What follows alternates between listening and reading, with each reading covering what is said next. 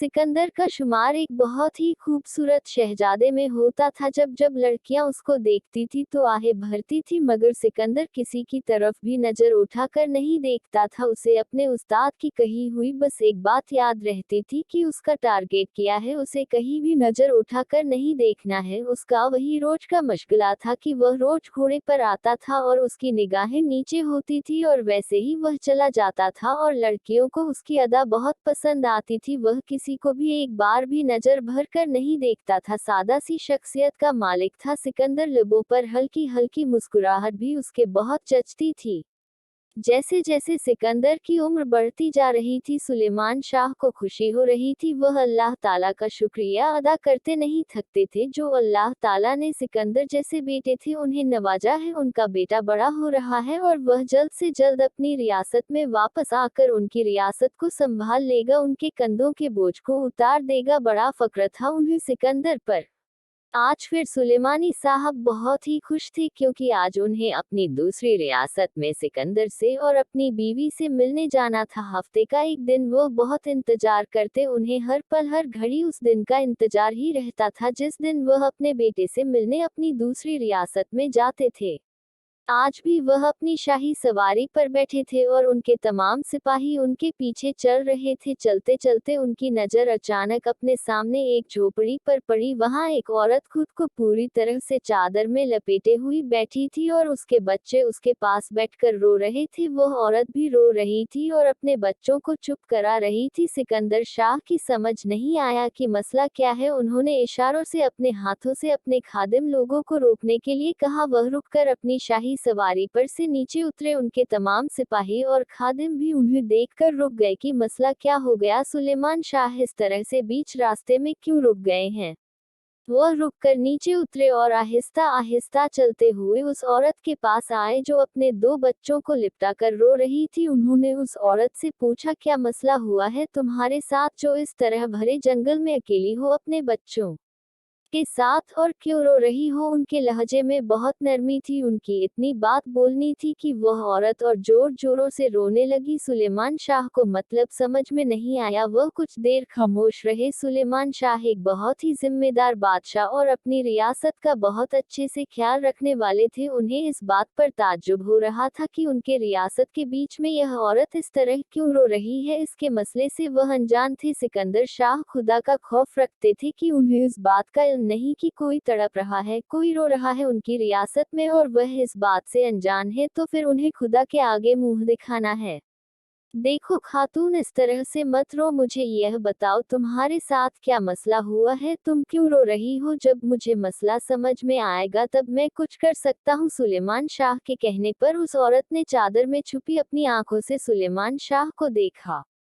क्या आप बता सकते हैं मुझे कि आप कौन हैं और आपको मुझसे इतनी हमदर्दी क्यों हो रही है। उस औरत ने अपनी रूंधी हुई आवाज में कहा, सुनो खातून, मैं यहाँ का बादशाह सुलेमान शाह हूँ और मैं नहीं चाहता कि मेरी रियासत में कोई परेशान हो और मुझे इल्म ना हो कि खुदा के आगे मुझे मुंह दिखाना है, अल्लाह को जवाब देना है। मैं जानना चाहता हूँ खातून कि तुम्हारे साथ क्या मसला पेश आया है, तुम इस तरह क्यों रो रही हो। उनके लहजे की नरमी देखकर उस औरत का गला रूंध गया। वह फिर सिसकियों से रोने लगी। फिर उस औरत ने बताया कि उसके शौहर का इंतकाल हो चुका है और उसके शौहर के घर वालों ने उसे और उसके बच्चों को निकाल दिया है, इसलिए उसके पास रहने के लिए कोई ठिकाना नहीं है और उसके ससुराल वालों ने उसे इतने गंदे इल्जाम लगा कर वहां से निकाला कि वहां के लोग जो है, उस कस्बे के लोग भी मुझे वहां रहने नहीं दे रहे हैं, तो मजबूरी में मुझे अपने बच्चों को इस जंगल में रहने के लिए आना पड़ा है। अब मसला यह पेश आ रहा है कि मेरे बच्चे पिछले 2 दिन से भूखे हैं और हमारे पास खाने के लिए कुछ नहीं है और हमारे कपड़े तक नहीं पहनने के लिए। उसने अपने फटे हुए कपड़ों को और ठीक से ढकते हुए कहा, सारे कस्बों वालों ने हमें कस्बे से बाहर निकाल दिया कि ससुराल वालों ने बहुत गलत गलत इल्जाम लगाए थे मुझ पर। मैं अपना भूखा रहना तो मैं बर्दाश्त कर सकती हूँ, लेकिन मुझे अपने इन बच्चों को देखकर बहुत रोना आ रहा है। और वह खातून और तेज तेज रोने लगी। उसकी दर्दनाक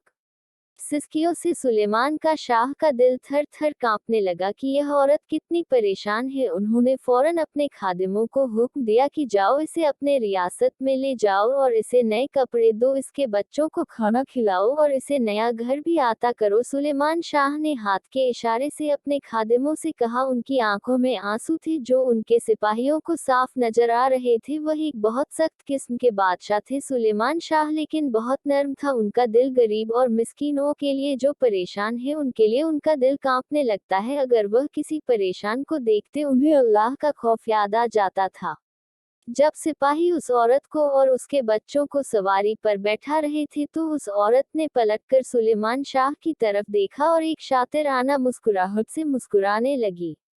तुम्हें नहीं पता सुलेमान शाह, तुमने अपनी रियासत में मुझे जगह देकर अपना कितना बड़ा नुकसान किया है। तुम नहीं जानते कि मैं कौन हूँ। वह औरत बहुत जोर जोर से अपने दिल ही दिल में हंसने लगी क्योंकि उस औरत को अपने मंसूबे कामयाब होते नजर आ रहे थे। वह औरत एक बहुत शातिर जादूगरनी थी। सुलेमान शाह इस बात से वाकिफ नहीं थे। उन्होंने तो उस खातून की मजबूरी को देखकर उसकी मदद की थी, लेकिन वह इस बात से वाकिफ नहीं थी कि उसके दिल में क्या है और वह किस मकसद से सुलेमान शाह के पास आई थी। वह पहले से ही जानती थी कि आज सुलेमान शाह इस रास्ते से गुजरेंगे। उसने झूठी कहानी उनको सुना दी और सुलेमान शाह तो वाकिफ ही नहीं थे उस खातून के दिल में क्या चल रहा है। वह किस तबाही को अपने दिल में लेकर सुलेमान शाह के पास आई थी। वह सुलेमान शाह को बर्बाद करना चाहती थी, जिसका इल्म सुलेमान शाह को बिल्कुल नहीं था।